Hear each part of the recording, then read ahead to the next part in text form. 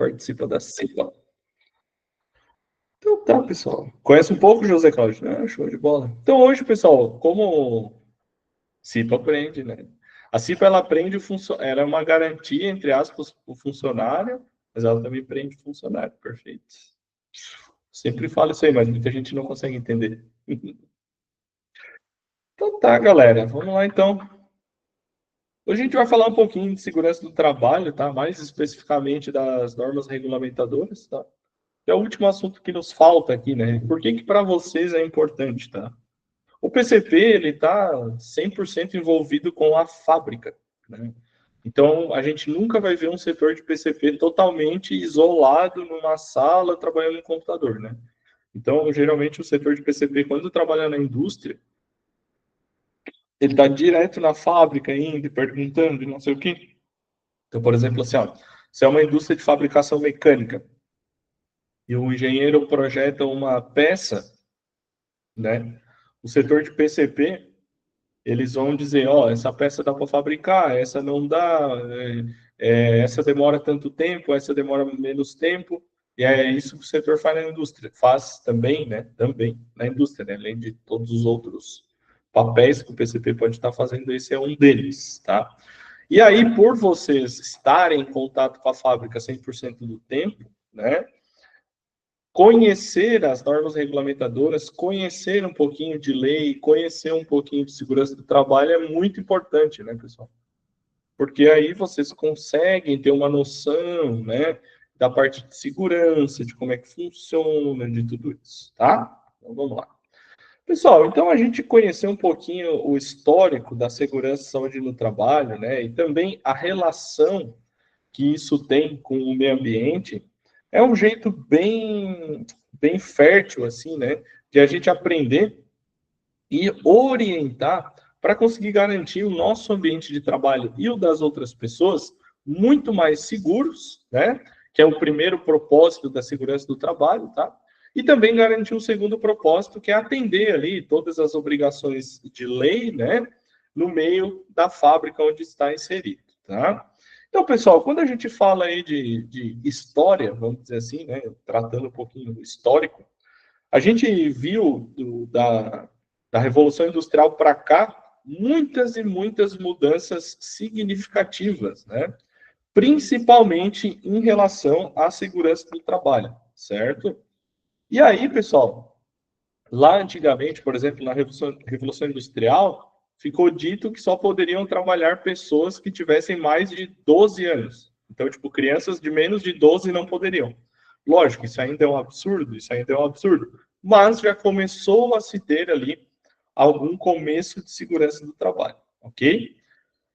E aí, pessoal, o que rege hoje no Brasil são as normas regulamentadoras, né? Então, essas normas regulamentadoras, elas têm força de lei, né? Então, elas têm que ser cumpridas, tá? E isso, né, torna o processo mais rigoroso em relação à saúde e segurança do trabalho, ok? E aí, ao longo do tempo, vários governos foram conversando, várias organizações internacionais, por exemplo, a OIT, né, que é a Organização Internacional do Trabalho, passaram a começar a definir algumas normas, algumas diretrizes que as empresas tiveram que seguir daquele momento para frente, tá? E aí, pessoal, aqui no Brasil, para ajudar a reger a especificação dessa norma, né, para ajudar a cumprir a especificação dessa norma, a gente tem 4 princípios que estão lá na CLT, que é a Consolidação das Leis do Trabalho. Então, lá no artigo 157 da CLT, tem o que cabe à empresa. Então, cabe à empresa 4 princípios. Primeiro, cumprir e fazer cumprir as normas de segurança e medicina do trabalho, instruir os empregados através de ordens de serviço quanto às precauções a tomar no sentido de evitar acidentes do trabalho ou doenças ocupacionais, adotar as medidas que lhe sejam determinadas pelo órgão regional competente e facilitar o exercício da fiscalização pela autoridade competente, beleza? E aí, através dessas normas regulamentadoras, né, a gente consegue o quê? Evitar acidentes, propiciar um ambiente de trabalho muito mais seguro para todos, construir ações que tenham como objetivo, né, a saúde mental dos colaboradores e a prevenção de acidentes, corrigir erros nas tarefas que ofereçam risco aos funcionários, diminuir a chance dos trabalhadores estarem protocolando processos trabalhistas contra a empresa e manter uma boa imagem da empresa perante a sociedade, tá? E aí, pessoal, a gente semana passada falou um pouquinho de meio ambiente, né, de agenda sustentável. E aí, dentro da segurança do trabalho, a gente também tem essa costura, né, entre a segurança do trabalho e o meio ambiente. Uma das coisas bem complicadas de empresa, quando se fala de meio ambiente, é essa parte de descarte de resíduo, né? Então, essa gestão de resíduo, ela acaba sendo um problema de ordem mundial, né? Não é só empresas no Brasil que têm esse problema, né? E aí, pessoal, esse descarte de resíduo é um negócio que não é tão barato para a empresa, tá? Então, por conta desse custo elevado, né, os governos estão mais aí engajados em incentivar que as empresas reduzam a geração de resíduos ou reciclem os seus resíduos ou até reutilizem esses resíduos, né? Por quê? Porque além da questão econômica, reduzindo os resíduos que são gerados, a gente também vai ter um impacto, né, em ter menos aterros sanitários para suportar esses resíduos, né? A gente sabe que aterro sanitário, por mais cuidado que tenha, por mais bem feito que seja, tem, né, um vazamento ali de líquido que vai contaminar um lençol freático, uma terra, vai alterar um pouco o bioma do local, né? Isso vai oferecendo risco ao meio ambiente daquele local, tá? Então, aqui no Brasil foi criada a Política Nacional de Resíduos Sólidos em 2022, tá? E isso é muito engraçado, porque... Engraçado, mas triste, né? Porque vocês imaginam, tá? Quando que foi criada a primeira indústria no Brasil? Eu vou procurar, vamos ver. Primeira indústria no Brasil. Final do século XIX, né? Então, 1800 e alguma coisa. E a política de resíduos sólidos é de 2022, ou seja, deve ter 3 anos atrás. Então, olha quanto tempo o governo demorou para se dar conta disso, né? Então, a Política Nacional de Resíduos Sólidos, né, a PNRS, ela é uma lei federal onde tem diretrizes e metas que são relacionadas, né, à forma como a empresa tem que lidar com esse gerenciamento ambiental. E isso tem que ser cumprido, obviamente, por ser uma lei federal no país todo, ok? Então, as empresas que não cumprem essas diretrizes, elas estão sujeitas a serem punidas, tá? Que podem, logicamente, a depender da gravidade, né, dos resíduos, né, as pessoas podem ser presas, né? E aí a gente tem multas que podem variar entre R$ 500 até R$ 2 milhões, tá? Por que a gente tem essa variação de valor entre 500 e 2 milhões? Existem vários agravantes, tá, pessoal? Mas quando a gente aplica uma multa, a multa tem que ter um caráter punitivo, né? Então, por exemplo, se eu pego uma empresa que eu estabeleço uma multa de, sei lá, R$ 50 mil, certo? Se eu pego uma empresa que fatura 30 milhões no ano, 50 mil não vai nem arranhar. Eles vão continuar poluindo e pagando a multa, poluindo e pagando a multa. Agora, se eu pego uma empresa que fatura 70, 80, 100 mil no ano, uma multa de 50 mil pode quebrar a empresa. Muito provavelmente vai quebrar. Certo? Então, multa, geralmente, ela tem um caráter punitivo. Por isso que ela tem uma variação grande, né? Então, por exemplo, uma multa de R$ 2 milhões vai ser dada para uma empresa aí que fatura 10, que fatura 20, né? Que aí sim, com esse valor, tu pune a empresa, né? Agora, se eu der uma multa de R$ 500 para uma empresa que fatura 10 milhões, não faz nem sentido, né? O cara vai dizer, onde é que eu pago? Porque já vai tirar do bolso e já vai pagar, né? Então, por isso que as multas geralmente variam dessa maneira, tá? E aí, quais foram os objetivos na criação da PNRS, né? Primeiro, a proteção da saúde pública, depois, redução, reutilização e reciclagem de resíduos, depois, estímulo à adoção de padrões sustentáveis de produção e consumo, e, por último, desenvolvimento e aprimoramento de tecnologias limpas, além do incentivo para a indústria da reciclagem, ok? E aí, pessoal, o que a indústria tem que fazer para contribuir com isso, né? Ter aí programas de treinamento e educação para que isso garanta que os trabalhadores estejam sempre cientes dos riscos que eles estão correndo e saibam como evitar isso, né? E sempre estar inovando em tecnologia de controle de poluição, implementar auditorias e certificações e desenvolver tecnologias mais limpas e mais sustentáveis, ok? Aí a gente vai ver um pouquinho de como evoluiu, né, a proteção dos trabalhadores do mundo. E a primeira lei que se tem conhecimento sobre isso se chama Factory Law, né, do ano de 1802, que foi concebida no Parlamento Britânico. A partir dessa lei, a ventilação se tornou obrigatória em todos os espaços de qualquer fábrica. A remoção da sujeira, limo, passou a ser realizada 2 vezes por ano, e as crianças que ainda estavam envolvidas no trabalho e representavam uma opção mais econômica passaram a ter acesso a 2 trocas completas de roupa. Então, vocês imaginam que precisou de uma lei para dizer que tinha que limpar a sujeira da fábrica 2 vezes por ano, que tinha que ter ventilação e que as crianças que trabalhavam na empresa tinham direito a trocar de roupa 2 vezes. Então, vocês imaginam como é que não era a tristeza que não era essa época, né? Para ter uma lei que tenha que garantir pelo menos aí o mínimo, né, pessoal? Chega a ser até meio cômico a gente ler um negócio desse, tá? Também foi estabelecida uma carga horária máxima de 8 horas diárias para crianças entre 9 a 13 anos e 12 horas para adolescentes entre 14 e 18 anos. Também foi colocado lá a proibição do trabalho para menores de 9 anos, certo? E aí, a partir disso, menores de 9 anos, tornou-se obrigatório que todos estivessem estudando, tá? Também foi obrigado, né, a ter dormitórios infantis separados por gênero, e aí foi no máximo, poderiam ter 2 crianças por cama, né? Vocês imaginam. E a responsabilidade pelo tratamento de doenças infecciosas foi atribuída para a empresa, tá, pessoal? Então, assim, ó, bem absurdo, né? Então, não precisamos nem comentar muito, ok?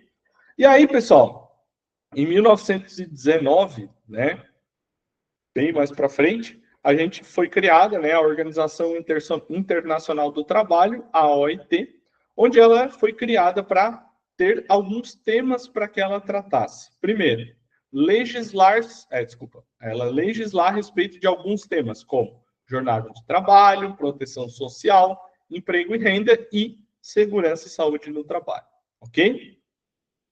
Aqui no Brasil, a primeira lei que a gente foi ter foi em 1919, o mesmo ano da criação da OIT, né?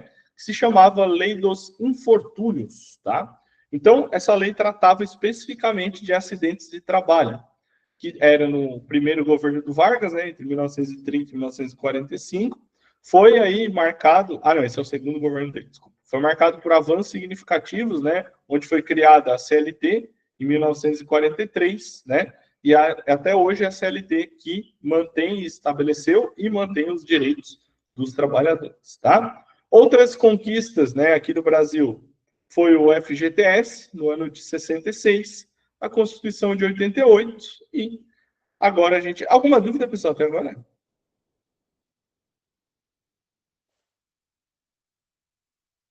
Alguma dúvida?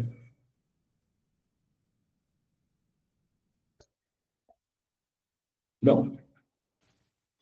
Então tá, seguimos.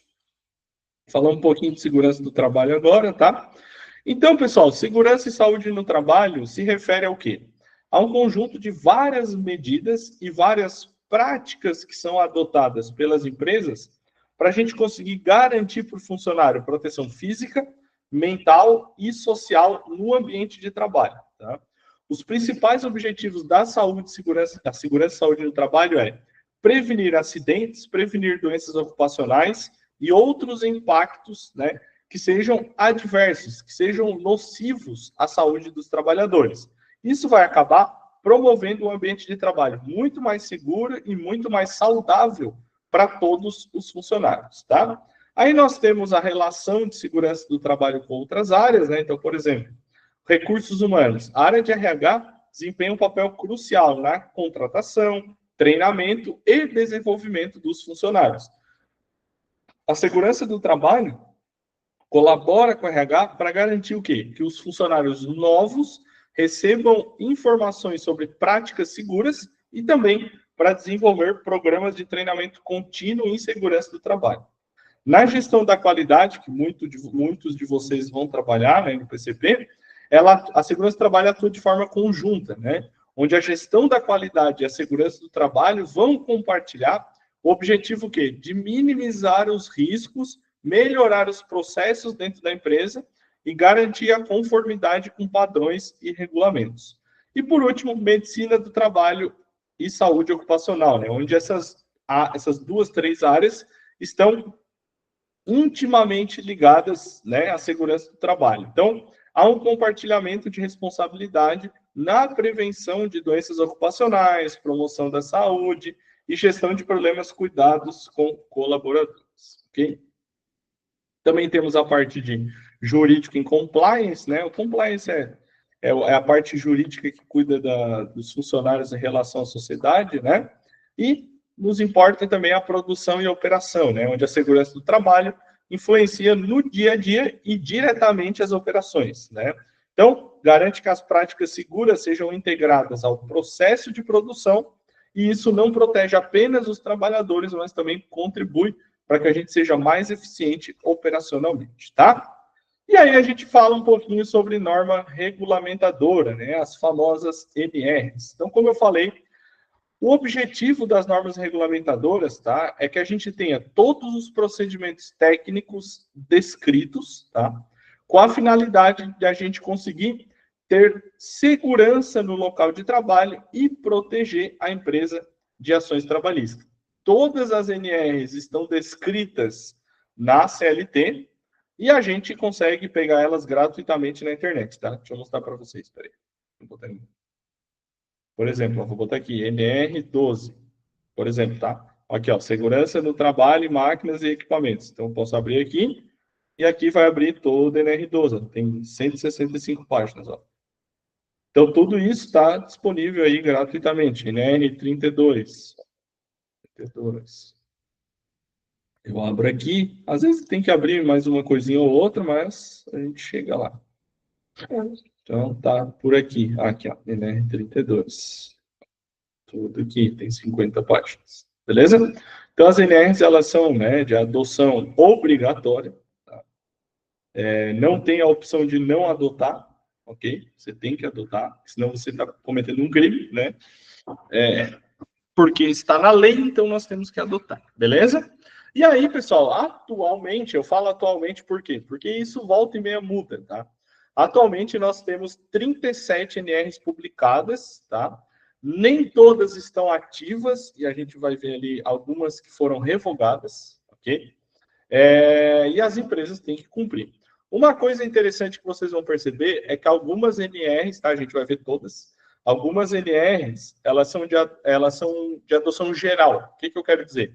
Todas as empresas, em algum momento, vão ter que cumprir, ok?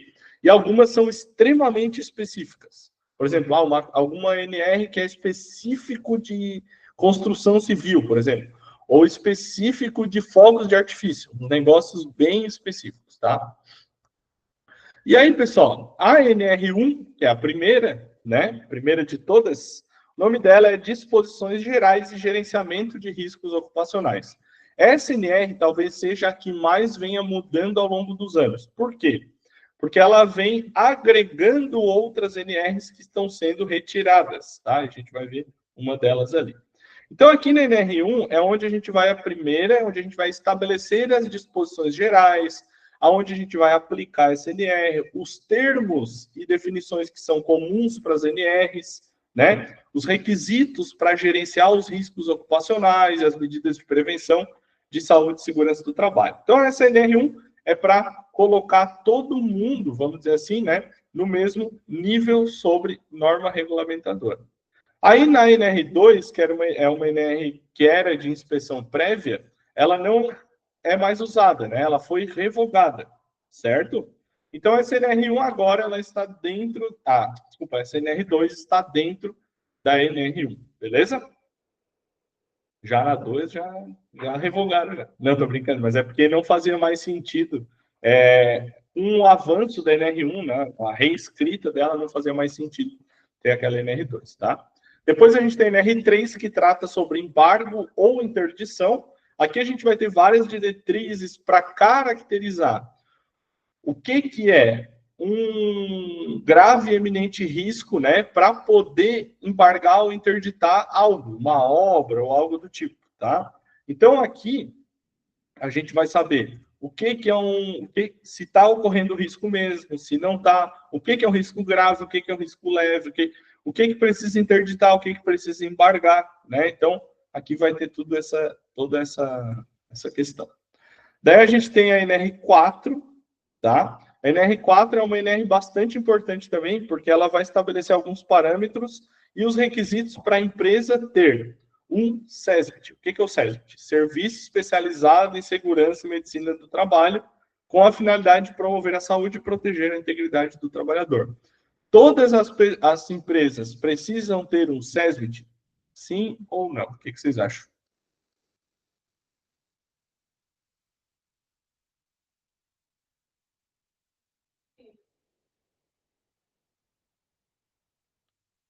Sim? O José Cláudio, tu que disse. Ah, a Gessandra também disse sim. Deixa eu fazer uma pergunta para vocês, talvez faça vocês mudar de ideia. Se eu tenho uma MEI, que é só eu e uma outra pessoa, é uma empresa também. Vocês acham que precisa ter o SESBIT?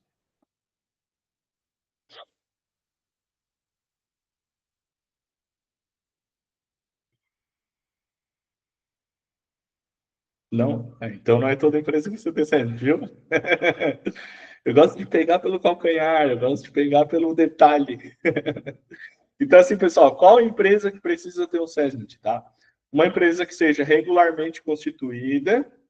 Exato, aí tem um ponto, Gessandra, exatamente isso. Que tenha o regime, trabalhe no regime CLT, ok?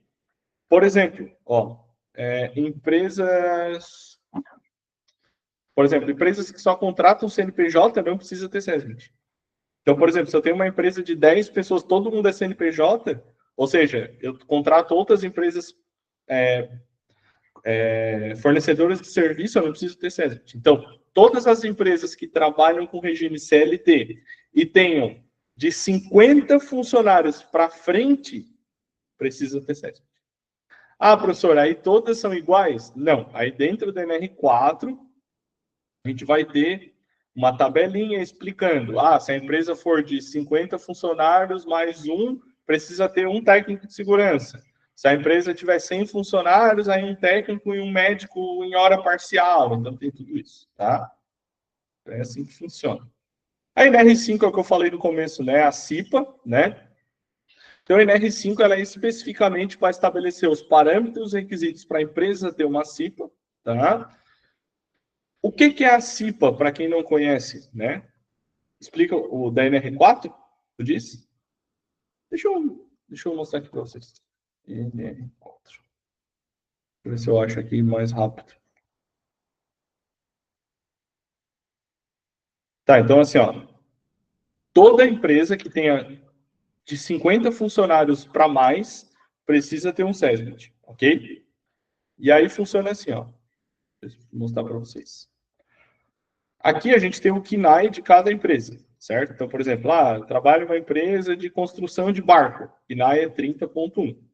Aí, nesse KNAI, estabelece aqui também o nível de risco da empresa, que é o GR, né? Que a gente chama de GR, grau de risco. Aí tem empresas que são 3, tem empresas que são 4, tem empresas que são. Cadê? Tinha um aqui, eu acho. Ó, empresas que são 2. E aí isso é de acordo com o KNAI da empresa, né? Toda empresa tem um KNAI, certo? E aí, com isso aqui, a gente vai saber quantas pessoas, ó, tem empresas que são, por exemplo, ó, comércio de cosmético, produtos de perfumaria e higiene pessoal. O grau de risco é 1, certo? Então, vamos lá. Daí tem todas as atividades aqui, tá? Ó, daí, por exemplo, ó, grau de risco, daí tem aqui, ó, 1, 2, 3 e 4. Fechou?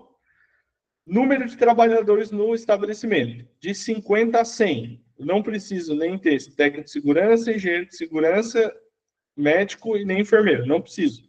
Não preciso, tá? Não precisa ter.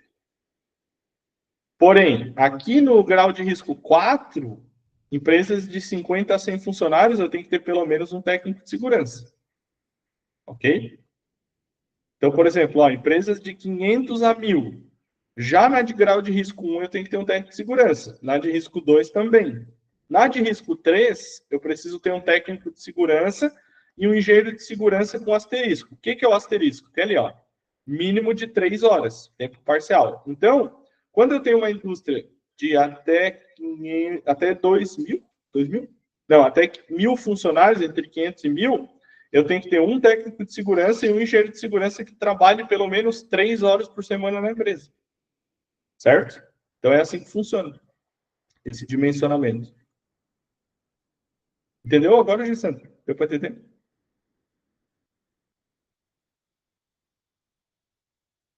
Então é assim que funciona, tá? Depois a gente vem para a NR5, que é a CIPA, tá?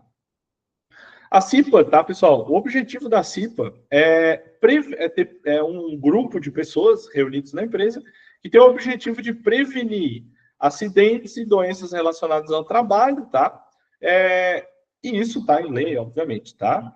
E aí, pessoal, acho que foi 2022 que a CIPA mudou de nome, né? A CIPA era Comissão Interna de Prevenção e Acidente.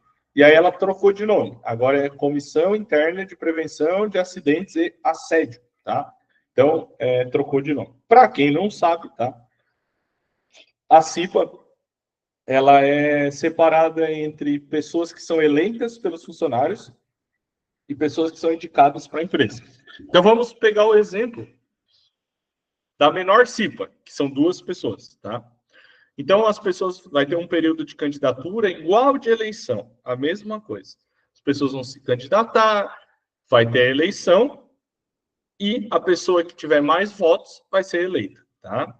O mandato são de 2 anos, se eu não me engano. Não, 1 ano prorrogável para mais um, tá? E aí a empresa vai indicar uma outra pessoa. Então, por exemplo, se é uma pessoa votada, a empresa indica um. Se são 2 que vão ser votadas, a empresa indica 2. Sempre assim. Mesmo número de representantes dos trabalhadores é o mesmo número de representantes da empresa. Qual é a vantagem de ser da CIPA, tá? Assim, para o funcionário. Tá? É que tu ganha a estabilidade do tempo que tu dá na CIPA e mais 1 ano depois que tu já saiu. Para te poder tratar desses assuntos, tá? Então, geralmente, o pessoal que entra na CIPA, que não é técnico de segurança, que não é engenheiro de segurança, entra por conta da estabilidade, tá? Vamos ser sincero aqui, botar o preto no branco, como os outros, né? Entra por causa da estabilidade, tá? Isso garante aí a estabilidade da pessoa, beleza? Depois nós temos a NR6, né, que trata dos famosos... Tá na lei, tá na lei. Isso, tá na lei, ô José Cláudio, tá na lei. Na NR6, né? Se nós entrarmos na NR6, tu procurar desculpa, NR6 não, 5. NR5 vai estar lá tudo descrito. Certinho, como é que funciona o processo eleitoral, quem pode se candidatar. Por exemplo, uma coisa interessante. Empresa de funcionário público, né, que é concursado, não precisa ter CIPA. É só a empresa privada que precisa ter CIPA. Entenderam? Então tem um monte de coisinha assim na lei que está lá escrito. Fechou? Depois nós temos a NR6, que trata dos EPIs, né? Que vai falar sobre os equipamentos de proteção individual, dizer que quem é obrigado a fornecer e manter é o empregador, tudo isso está lá na NR6 também, beleza? Depois nós temos a NR7, que é o PCMSO, né? Então a gente vai ter lá as diretrizes, né, para o desenvolvimento de um PCMSO, que é o Programa de Controle Médico de Saúde Ocupacional.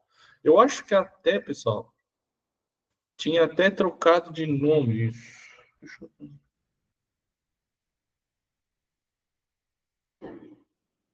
Ah, não, ainda tem, ainda tem. É que eu achei que o PCMSO tinha trocado para PGR, que é o Programa de Gerenciamento de Riscos, que foi lá para a NR1 também. Então, volta e meia isso está mudando, tá? Quem se interessar por esse assunto aí também tem que estar ligado que toda hora essas coisas estão mudando, beleza? E o que é o PCMSO, né? O objetivo é preservar a saúde dos computadores, dos trabalhadores, tá? E a avaliação deles é feita de acordo com a PGR, né? Que é o Programa de Gerenciamento de Risco aí. Então, são aqueles exames que a gente faz na empresa de tempos em tempos. Então, por exemplo, eu que trabalho dando aula para vocês, de tempos em tempos eu tenho que ir lá fazer o exame do ouvido, fazer o exame de vista, fazer o exame das costas, né? Para ver se está tudo certo, que a empresa é obrigada a acompanhar o trabalhador aí, beleza? Aí, pessoal, a gente começa, por exemplo, assim, ó, com uma NR específica, né? NR8. NR8 trata de edificações. Tudo que precisa ser atendido para garantir a segurança dos trabalhadores em relação a edificações, está no NR8. NR9, avaliação e controle de exposição ocupacional a agente físico, químico e biológico, tá? Então, aqui a gente também vai ter tudo que foi identificado no programa de gerenciamento de riscos, né, que tem lá no NR1, e vai usar isso para dizer, aqui é perigoso, aqui tem um nível maior de perigo, ali tem um nível maior de risco, então, tudo isso está no NR9, ok? Depois a gente tem a NR10, que é bem famosa também, tá? NR10 é segurança em instalação e serviços em eletricidade, tá? Essa é uma NR que tem até curso separado, né? O pessoal dá o curso separado. Por quê? Todo mundo que trabalha com eletricidade tem que estar a par da NR10, né? Por quê? Porque essa NR se aplica tanto à geração quanto transmissão, distribuição e consumo, né? Então, tudo isso, tudo que envolve eletricidade está embarcado no NR10, né? Então, a gente tem que, todo mundo que trabalha com isso tem que estar a par dela. NR11, né, que é a parte de transporte, movimentação, armazenagem e manuseio de materiais. Então, operação aí de elevador, operação de reta escavadeira, operação de empilhadeira, tudo no NR11. NR12, segurança no trabalho de máquinas e equipamentos. Ah, tu tem vários cursos desse, ô José Cláudio? Tu tem escola desses aqui? NR11 tem? NR11? NR32, às vezes, talvez. A NR12, pessoal, ela foi estabelecida, tá? Para segurança em máquinas, né? O que isso quer dizer? Então, ela estabelece, por exemplo, quais são as proteções que uma máquina específica tem que ter, ok? Então, por exemplo, um torno tem que ter um telhado de fechamento, né? Uma casa de fechamento ali, tem que ter um tambor em volta da onde a peça vai ficar girando, tem que ter os botões ali de emergência, né? Então, tudo está estabelecido no NR12, isso para todas as máquinas, ok? Ah, daí uma coisa interessante do NR12, tá? Máquinas que vêm de fora para o Brasil também tem que cumprir o estabelecido com o NR12. O que acontece? Às vezes, o pessoal traz máquina de fora e aí paga uma empresa para fazer toda essa parte de NR12, né? Então, ó, botar os sensores, botar a parte de chapa, tudo certinho para deixar a máquina adequada. Depois nós temos a NR13, né, que trata apenas de caldeiras, vaso de pressão e tubulação. Essa é uma NR também muito importante, porque todo esse trabalho aqui, tanto com caldeira, vaso de pressão e tubulação, é extremamente perigoso, tá? Então, aqui também é importante. NR14, trabalho com forno, né? Então, também bem perigoso, né? NR15, atividades e operações insalubres. Aqui estabelece tudo, nível de ruído, nível de produto químico, né? Por exemplo, pessoal que trabalha com lixo, com resíduo. Então, tudo isso é estabelecido, né? O que é perigoso e o que não é. Aliás, até qual nível é aceitável de ruído, por exemplo. Está aqui no NR15. Ah, qual nível de toxicidade de um. Por exemplo, assim, ó, pessoal que trabalha com produto químico. Quanto tempo eu posso ficar exposto àquele tipo de produto químico por dia? Tem lá tantas horas. Então, tudo isso está estabelecido aqui no NR15, tá? Aqui também está estabelecido qual é o acréscimo no salário para quem trabalha, né, com operação insalubre, né, que é a famosa insalubridade, beleza? Depois nós temos a NR16, que trata de atividades e operações perigosas, aí mais de maneira geral. A 17, que trata de ergonomia, né? Então, lá dentro do NR17, vocês vão encontrar a altura de mesa que tem que trabalhar, a altura de cadeira, base do teclado para botar o pulso, vocês vão encontrar descanso para pés, a forma correta de levantar uma caixa, tudo isso vai estar lá no NR17, que trata sobre ergonomia, tá? Um negócio interessante do estudo da ergonomia é que antigamente, né, se estudavam coisas para melhorar o trabalho no dia a dia. Hoje se estuda o ambiente geral de trabalho, né? Então se pensa em um ambiente mais ergonômico para os trabalhadores. Depois a gente tem NR18, que é condições e meio ambiente de trabalho na indústria da construção, bem específico também. NR19, muito importante, porque trata de explosivos, né? Uma atividade muito perigosa, né? Então, ela fala tanto de fabricação, manuseio, como armazenar e como transportar esses explosivos, tá? Muito importante. Depois a gente tem a NR20, que trata de líquidos combustíveis inflamáveis, tá? NR também, que é muito importante para o pessoal que trabalha em posto de gasolina, em distribuidora, tá? Para evitar acidente, tudo isso. Tá?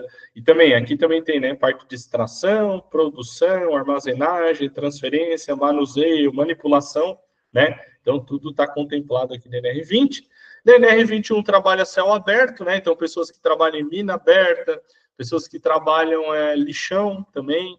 Então, todos esses locais aí, pessoal da Cruz Vermelha aí que trabalha com resgatando o pessoal, né? Tipo, bombeiras, coisas assim também, NR21.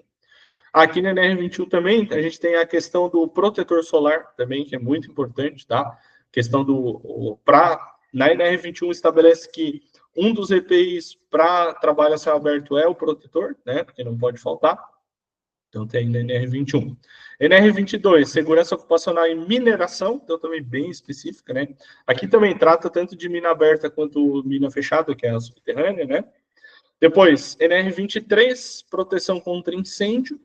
NR24, condições sanitárias e conforto no trabalho, tá? Então, esse NR aqui é uma NR que trabalha muito com 5S, né? Que a gente já viu também, por toda a questão sanitária, por toda a questão de conforto do trabalho, organização, então tá tudo intimamente aí ligado.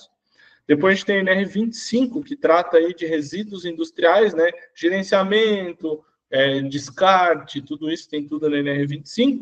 NR26, que trata da sinalização de segurança, né? Então vai dizer aonde precisa botar cone, aonde precisa botar fita, aonde precisa sinalizar, aonde não precisa, aonde bota a placa, aonde não bota, tudo aqui na NR26.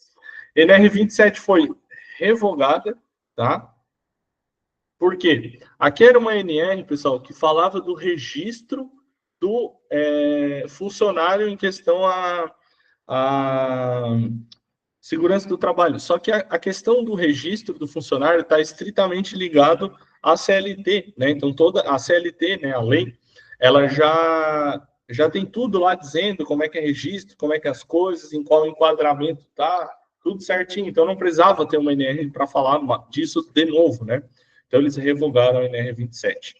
Depois nós temos a NR 28, que trata de fiscalização e penalidades, né? Então, todas as NRs que a gente tem são passíveis de punição, né, de penalidade e de fiscalização também.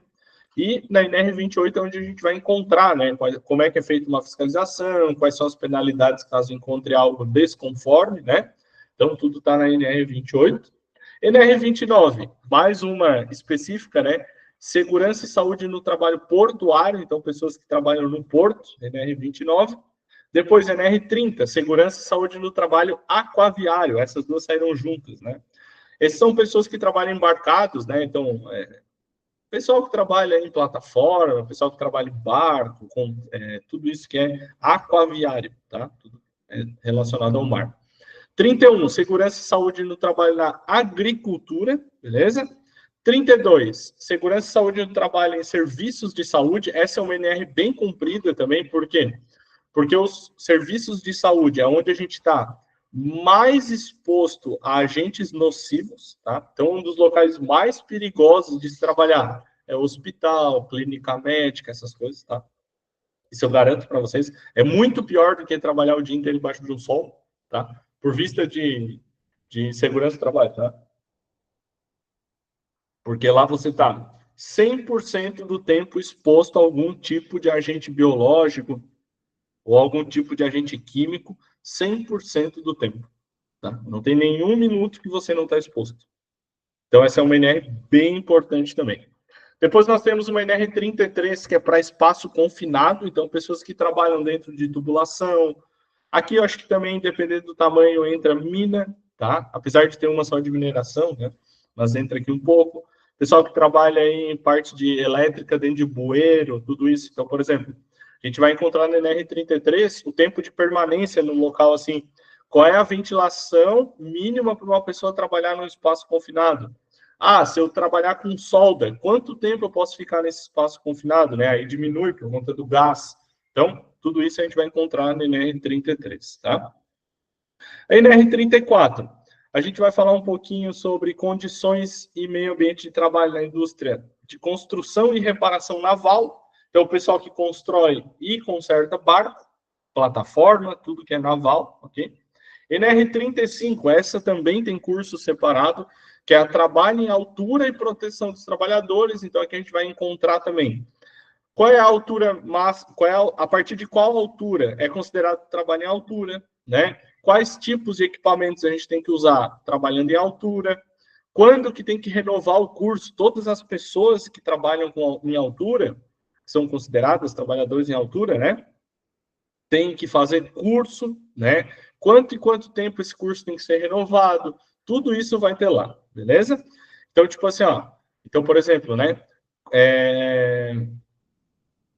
O trabalho em altura, né, ele é sempre, segundo a NR35, ele é sempre a última opção.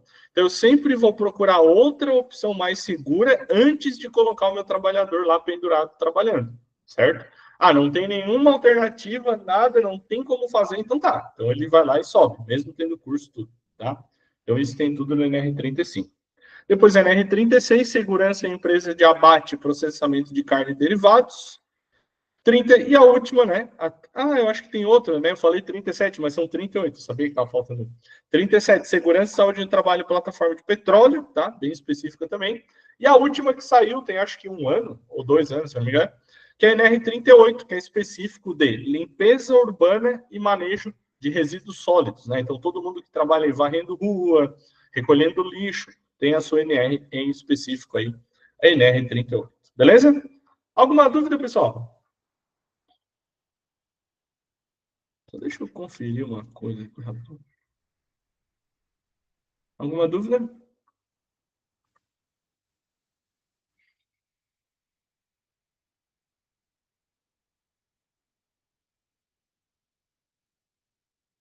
Não? Quem que cria as NRs? Então, o governo, né, através do Ministério do Trabalho, tá? Por exemplo, tá? A última que saiu ali, que é do pessoal que varre rua e pega os lixos e tal, tá? Eles têm lá o seu sindicato, né? O sindicato vê a necessidade de ter uma NR para proteger os trabalhadores, indica para o Ministério do Trabalho, o Ministério do Trabalho estuda, escreve, daí os sindicatos ali vão, né? Conversam, tal, ajeita aqui, ajeita ali, e aí tem o texto final, o presidente assina, e aí já passa a valer. É assim que funciona, essas NRs. Profissional de saúde ganha salubridade, sim. Aí eu acho que é insalubridade.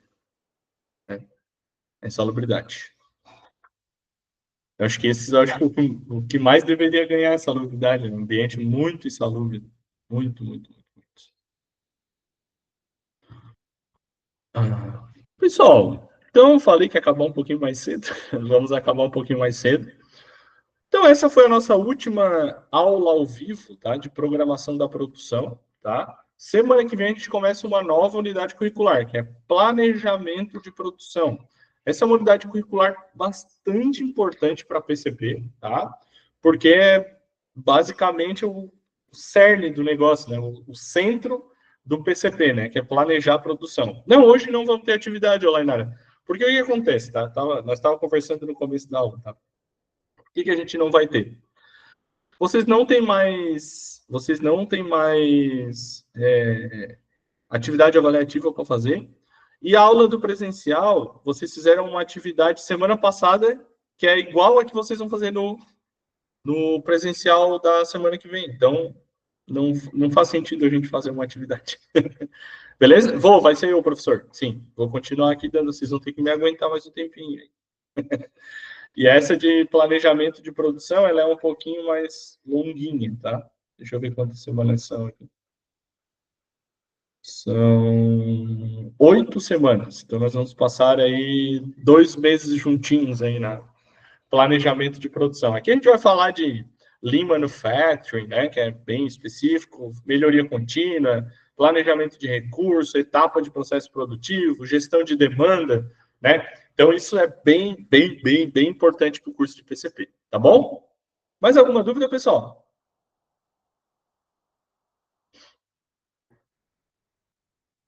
Não? Então tá, pessoal, estão todos liberados. Muito obrigado pela presença de vocês hoje, tá? Um bom descanso para vocês. E semana que vem a gente volta com tudo aí para começar mais uma unidade curricular. Bom final de semana para vocês. Muito obrigado e até semana que vem. Tchau, tchau.